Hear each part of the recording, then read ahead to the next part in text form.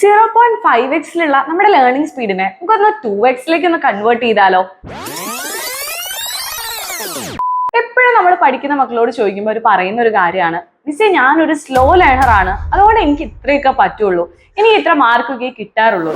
ശരിക്കും ഈ slow learner അല്ലെങ്കിൽ ഫാസ്റ്റ് ലേണർ എന്ന് പറയുന്ന ഒരു ക്ലാസിഫിക്കേഷൻ തന്നെ ശരിക്കും ഇല്ല. ഡിഫറൻസ് വരുന്നത് നമ്മുടെ ലേണിംഗ് സ്റ്റൈലിലാണ്. അപ്പൊ നമ്മൾ നമ്മുടെ ടോപ്പേഴ്സിനെ എടുക്കുകയാണെന്നുണ്ടെങ്കിൽ ആ ടോപ്പേഴ്സ് ഫോളോ ചെയ്യുന്ന ലേണിംഗ് സ്റ്റൈലാണ് അവരെ ഒരു ഫാസ്റ്റ് ലേണർ ആക്കി മാറ്റുന്നത്. അവർ ചെറുപ്പം മുതലേ ചെറിയ ക്ലാസ് തൊട്ടിട്ട് തന്നെ അവർ ഫോളോ ചെയ്യുന്ന കുറെ ലേണിംഗ് സ്റ്റൈൽസ് ഉണ്ടായിരിക്കും. എന്ത് കാര്യം പഠിക്കുമ്പോഴും അവർ കുറെ ട്രിക്സും അതുപോലെ ടിപ്സ് ഒക്കെ യൂസ് ചെയ്തിട്ടായിരിക്കും പഠിക്കുന്നത്. അപ്പൊ ആ ഒരു ലേണിംഗ് സ്റ്റൈൽ ഫോളോ ചെയ്യുന്നതുകൊണ്ട് തന്നെ അവർക്ക് പല കാര്യങ്ങളും പെട്ടെന്ന് തന്നെ ഗ്രാസ്പ് ചെയ്തെടുക്കാനായിട്ട് പറ്റും. അതുകൊണ്ടാണ് അവരൊരു ഫാസ്റ്റ് ലേണർ ആയിട്ട് നമുക്ക് ഫീൽ ചെയ്യുന്നത്.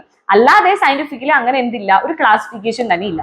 ഇനിയിപ്പോ അങ്ങനെയാണെങ്കിൽ തന്നെ നമുക്ക് എങ്ങനെയാണ് ഈ ഒരു സ്ലോ ലേണറിൽ നിന്നും ഫാസ്റ്റ് ലേണർ ആവാൻ പറ്റുക, അല്ലെങ്കിൽ നമ്മൾ സ്ലോ ആയിട്ട് പഠിക്കുന്ന ആ ഒരു കപ്പാസിറ്റിയിൽ നിന്നും നമുക്ക് എങ്ങനെ ഫാസ്റ്റ് ആയിട്ട് കുറച്ചും കൂടി എളുപ്പത്തിൽ കാര്യങ്ങൾ ഗ്രാസ്പ് ചെയ്യാൻ പറ്റും? എപ്പോഴെങ്കിലും ആലോചിച്ചിട്ടുണ്ടോ? നമ്മൾ എന്ത് കാര്യം പഠിക്കുമ്പോഴും ഏറ്റവും ആദ്യം നമ്മുടെ ഷോർട്ട് ടേം മെമ്മറിയിലേക്കാണ് പോവുക. പിന്നെ നമ്മളത് ഡെയിലി പഠിച്ചിട്ടാണ് നമ്മളത് ലോങ് ടേം മെമ്മറിയിലേക്ക് എത്തിക്കുക. അപ്പൊ ആദ്യം തന്നെ പഠിക്കുന്ന കാര്യങ്ങൾ ഈ ലോങ് ടേം മെമ്മറിയിലേക്ക് എത്തിക്കാൻ എന്തെങ്കിലും ഐഡിയ ഉണ്ടോ? നമുക്കൊന്ന് ആലോചിച്ച് നോക്കാം. ഡയറി മിൽക്ക് എന്ന് പറയുമ്പോൾ മിസ്സിന് കുട്ടികൾക്ക് എന്തൊക്കെ കാര്യങ്ങൾ ഓർമ്മ വരുന്നേ? ഒരു ബ്ലൂ ആയിട്ടുള്ള ഒരു കവറിംഗ് ആണുള്ളത്. അത് തുറന്നു കഴിഞ്ഞാൽ നമുക്കറിയാം സ്ക്വയേഴ്സ് ആയിട്ട് ഉണ്ടായിരിക്കും ഡയറി മിൽക്ക് ചോക്ലേറ്റ്. ഇങ്ങനെ ഓരോ പീസ് ആയിട്ടുണ്ട്. അതിന്റെ ടേസ്റ്റ് എന്ന് പറയുന്നത് എങ്ങനെയാണ്, അതിങ്ങനെ മെൽറ്റ് ആവും, ഭയങ്കര സ്വീറ്റ് ആയിട്ടുള്ള സാധനമാണ്. അങ്ങനെ ഒത്തിരി കാര്യങ്ങൾ നമുക്ക് ഓർമ്മ വരും അല്ലെ? പക്ഷേ ഈ ഡയറി മിൽക്ക് നമ്മൾ എന്നും കഴിക്കുന്ന ആൾക്കാരാണോ? അല്ല. പക്ഷെ അതിന്റെ ടേസ്റ്റ്, അതിന്റെ ഫീച്ചേഴ്സ്, എല്ലാ കാര്യങ്ങളും നമുക്ക് നന്നായിട്ട് ഓർമ്മയുണ്ട്. എന്തുകൊണ്ടായിരിക്കും ഇങ്ങനെ സംഭവിക്കുന്നത്? ചില ആൾക്കാരൊക്കെ പറയുന്ന കേട്ടില്ലേ, ഒരു ഫുഡ് ഒരൊറ്റ തവണയാണ് നമ്മൾ ആ ഒരു ഫുഡ് ടേസ്റ്റ് ചെയ്തിട്ടുള്ളൂ, പക്ഷെ ആ ടേസ്റ്റ് ഇപ്പോഴും എന്റെ നാവിന്റെ തുമ്പത്തുണ്ടെന്നൊക്കെ പറയുന്ന കേൾക്കില്ലേ. ഒറ്റ തവണ കഴിച്ചിട്ടുണ്ടാവുള്ളൂ, പക്ഷെ അത്രയും ഓർമ്മയായിരിക്കും. അതെന്തുകൊണ്ടാ? അതിനെ ആർക്കും തടുക്കാൻ കഴിയൂല. കാരണം എന്താന്ന് വെച്ച് കഴിഞ്ഞാൽ നമ്മൾ കഴിക്കുന്ന സമയത്തൊക്കെ നമ്മുടെ എല്ലാ സെൻസസും നമ്മൾ വർക്ക് ചെയ്യുന്നുണ്ട്. ഒരു ചോക്ലേറ്റ് നമ്മൾ വാങ്ങുമ്പോൾ നമ്മൾ എന്ത് ചെയ്യുന്നുണ്ട്? ആ ചോക്ലേറ്റ് കണ്ടു അല്ലെ? അതിനുശേഷം നമ്മളത് കവർ തുറക്കുകയാണ്. അപ്പൊ നമ്മളവിടെ എന്തോന്നു, ഹാൻഡ്സ് അവിടെ ആക്ടിവിറ്റി ആയിട്ട് വന്നു. പിന്നെ നമ്മൾ അതൊരു പീസ് എടുത്ത് നമ്മൾ കഴിക്കുന്നു, നമ്മുടെ ടേസ്റ്റ് ബഡ്സ് ആക്റ്റീവായി. പിന്നെ നമ്മളത് രുചിക്കുന്നു. അങ്ങനെ നമ്മുടെ സെൻസസ് എല്ലാം അവിടെ എന്താവാണ്? വർക്ക് ആവാണ്. അപ്പൊ നമ്മുടെ സെൻസസ് വർക്ക് ചെയ്യുമ്പോൾ നമുക്ക് എന്തുണ്ടാവുന്നു? ആ കാര്യങ്ങൾ നല്ലപോലെ ഓർമ്മയിൽ നിൽക്കുകയാണ് ചെയ്യുന്നത്. പഠിക്കുന്ന കാര്യങ്ങളും ഈ ചോക്ലേറ്റ് തമ്മിൽ എന്താണ് ബന്ധമെന്ന് എല്ലാവരും ആലോചിക്കുന്നുണ്ടാവും അല്ലെ? കാര്യമുണ്ട്. അപ്പൊ നമ്മൾ എന്ത് കാര്യം പഠിക്കുമ്പോഴും നമ്മൾ നമ്മുടെ സെൻസസിനെ മാക്സിമം യൂട്ടിലൈസ് ചെയ്ത് പഠിക്കുകയാണെന്നുണ്ടെങ്കിൽ നമുക്ക് ആ കാര്യങ്ങൾ ഡയറക്ട്ലി തന്നെ നമ്മുടെ ലോങ് ടേം മെമ്മറിയിലേക്ക് എത്തിക്കാൻ പറ്റും. അപ്പൊ നമ്മുടെ ഒരു ക്ലാസ്സിൽ നമ്മൾ ക്ലാസ് കേൾക്കുകയാണ്, നമ്മുടെ ടീച്ചർ അവിടെ നിന്ന് ക്ലാസ് എടുക്കുന്നു. അപ്പൊ നമ്മൾ ടീച്ചറിനെ കാണുന്നു, അതേപോലെ തന്നെ കേൾക്കുന്നു. ഒപ്പം തന്നെ എല്ലാവരും പറയുന്ന കാര്യമാണ്, നമ്മൾ എന്ത് ക്ലാസ് കേൾക്കുമ്പോഴും നമ്മുടെ ഭാഷയിൽ എന്ത് ചെയ്യണം? ടീച്ചർ പറയുന്ന കാര്യങ്ങളൊക്കെ മനസ്സിലാക്കി നമ്മൾ ഒരു നോട്ട് ഉണ്ടാക്കണം എന്ന് പറയും അല്ലെ? അപ്പൊ നമ്മൾ ടീച്ചറെ കണ്ടു, കേട്ടു, നോട്ട് എഴുതി, അപ്പൊ അവിടെ എഴുത്തും വന്നു. ദെൻ അതിനുശേഷം നമ്മൾ എന്ത് ചെയ്യുന്നു? ആ കാര്യങ്ങൾ ഒന്നുകൂടി വായിക്കുന്നു. അങ്ങനെ നമ്മുടെ ബ്രെയിൻ വർക്ക് ആവുന്നു. അപ്പൊ സാധാരണ എല്ലാ കുട്ടികളും ചെയ്യുന്നത് പോലെ നിങ്ങളും ജസ്റ്റ് വായിച്ച് പഠിക്കുകയാണെന്നുണ്ടെങ്കിൽ അവിടെ നമ്മുടെ ഐസും അതുപോലെ ബ്രെയിനും മാത്രമാണ് അവിടെ സെൻസസ് ആയിട്ട് വർക്ക് ചെയ്യുന്നുള്ളൂ.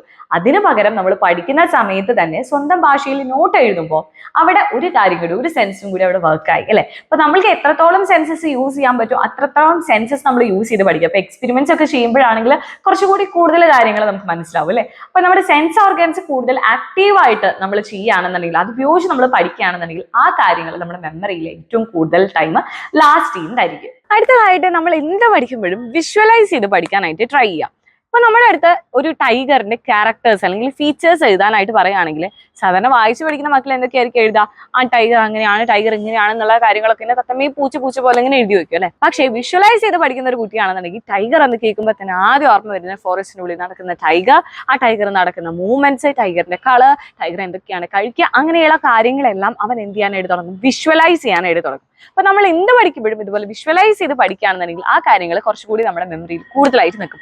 എപ്പോഴും നമ്മൾ പറയാറില്ല, ഒരു മൂവിയിൽ നമ്മൾ കണ്ട കാര്യങ്ങൾ പലപ്പോഴും നമ്മൾ മറന്നു പോകാറില്ല. പക്ഷെ നമ്മൾ ഡെയിലി നമ്മൾ വായിച്ച് പഠിക്കുന്ന നമ്മുടെ ഹിസ്റ്ററി ബുക്കത്തെ സ്റ്റോറീസ് ഒക്കെ നമ്മൾ മറന്നു പോവാണ്.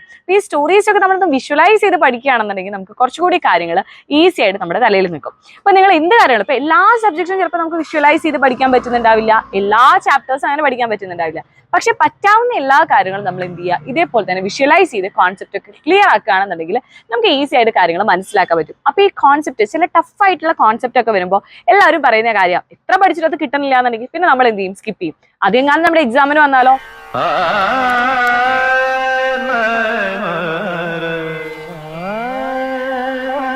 അപ്പോഴത്തേക്ക് നമ്മൾ പെട്ടുപോകും. അപ്പൊ അങ്ങനെയുള്ള കോൺസെപ്റ്റ് ഒക്കെ നമ്മൾ ടഫാന്ന് പറഞ്ഞാൽ മാറ്റി നിർത്താതെ ഇതുപോലെ വിഷ്വലൈസ് ചെയ്ത് പഠിക്കാന്നുണ്ടെങ്കിൽ കാര്യങ്ങൾ കുറച്ചുകൂടി സിമ്പിൾ ആവും. ഫൈനലി നമ്മൾ എന്തെങ്കിലും കാര്യങ്ങളൊക്കെ പഠിക്കാൻ വേണ്ടി ഇരിക്കും, നമുക്ക് കുറച്ച് കഴിഞ്ഞ് കഴിഞ്ഞാൽ ഉറക്കം വരും അല്ലേ, നമുക്ക് ബോർ അടിക്കാനായിട്ട് തുടങ്ങും ഈ വായിച്ച് പഠിച്ചുകൊണ്ടിരിക്കുമ്പോൾ.